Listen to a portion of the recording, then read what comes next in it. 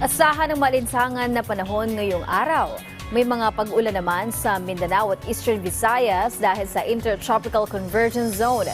Narito ang ating lagay ng panahon mula kay weather specialist Lian Loreto.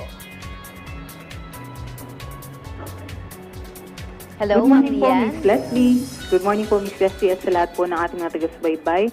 Ito nga pong si Bagyong Uwan ay nasa loob pa rin ng ating Philippine Area of Responsibility, ngunit hindi na nga po nakakaapekto sa anumang bahagi ng ating bansa at wala na din po tayong nakataas na gale warning o wind signal sa anumang parte ng Pilipinas. Ito po ay nasa layong 305 kilometers sa hilaga ng Isbayat, Batanes. Meron pa ring taglay na hangin na abot sa 55 kilometers per hour at pagbugso na abot sa 70 kilometers per hour.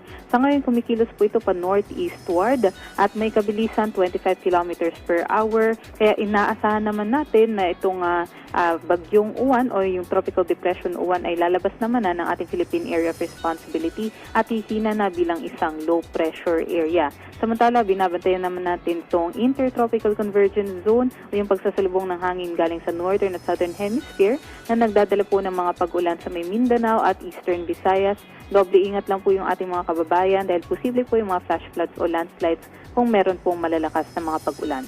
Sa Metro Manila naman at nalalabing bahagi ng ating bansa, asahan ang mainit at malinsangang panahon.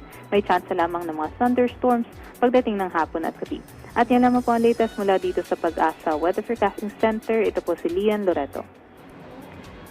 Maraming salamat, weather specialist Lian Loreto.